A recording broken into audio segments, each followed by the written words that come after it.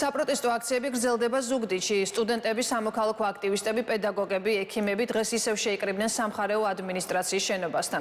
შეკრებილებს არასამთავრობო ორგანიზაციების წარმომადგენლებმა მიმართეს.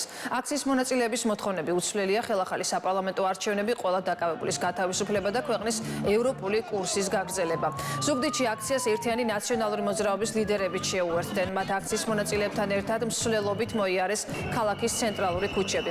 აქციის მონაწილეები მსვლელობის შემდეგ ისევ სამხარეო ადმინისტრაციასთან დაბრუნდნენ, სადაც უკვე დიდ ეკრანზე თბილისში მიმდინარე პროცესებს ადევნებენ თვალყურს. ერთადერთი გამოსავალი აი ამ კრიზისული მდგომარეობიდან არის პოლიტპატიმრების, ძევლების გათავისუფლება და ასეთი 30-მდე აიყვანეს რუსული ხელისუფლების წარმომადგენლებმა და ახალი არჩევნები ივანიშვილის გარეშე. ეს არის ერთადერთი გამოსავალი, რომელიც დაამშვიდებს, დააწყრანებს ქვეყანას და ხალხს მისცემს განვითარების შეაძლებლობას.